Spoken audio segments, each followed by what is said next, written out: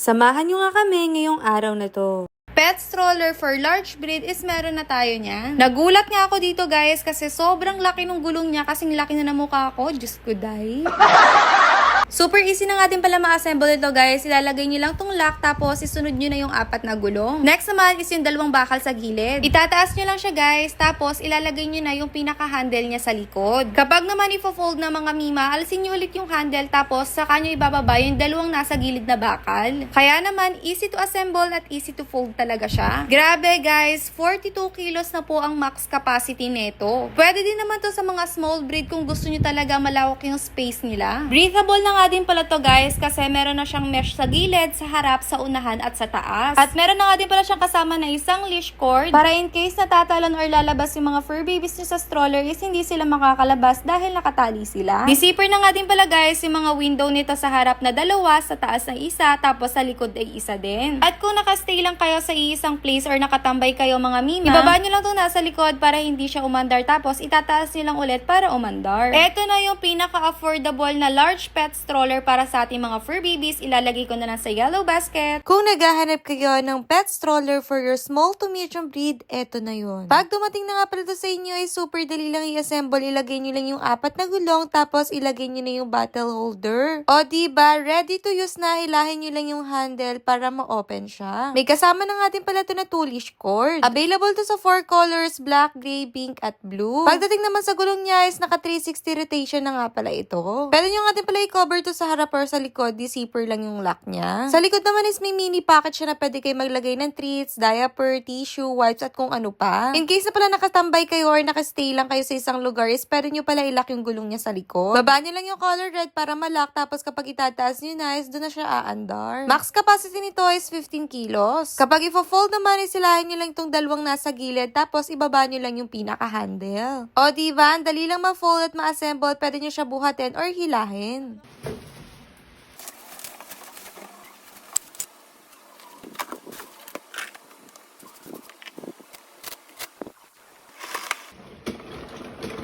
Eto nga pala yung ginagamit ko na pet disinfectant. Made by natural ingredients nga to, kaya naman safe na safe talaga sa ating mga fur babies. Sisipagin ka talaga maglinis kapag upgraded na yung mop na ginagamit mo. Eto lang naman kasi yung mop na talaga naman hihiwalay yung dumi sa malinis. Mas makapal na nga din pala yung cloth nito, kaya naman mas absorbent at space saver na din. May two-way na paglalagay ng disinfectant at water. Pwedeng direct na doon sa gitna o kaya naman dito sa taas. May kasama na nga din pala tong handle in case na paglilipat-lipatin nyo is madali na lang bitbitin. Self-cleaning mop na nga pala to, kaya kahit gaano kadumi yung sahig, hindi na kailangan labhan pa yung cloth niya na separate. Dahil dito sa bucket niya is kayang-kaya na linisin niya mag-isa. Meron na kasi tong built-in brush na hindi nakaka-damage sa cloth. Kasi tingnan nyo naman, parang silicone na yung style. Tapos nagustuhan ko rin dito, hindi pa tumba-tumba yung handle dahil self-standing na din siya. Either nakalagay man siya sa bucket o kaya naman sa sahig. O diba, napakaganda, hindi mo na kailangan ng pader na pagsasandalan. Ang haba nga din pala ng handle nito, multi-purpose na, pwede na din siya sa pader. At kapag bumili kayo nito is meron na siyang extra cloth na kasama, napaka-convenient gamitin. Kung gusto niyo mag-upgrade ng mop nyo, nako, i-recommend ko talaga ito.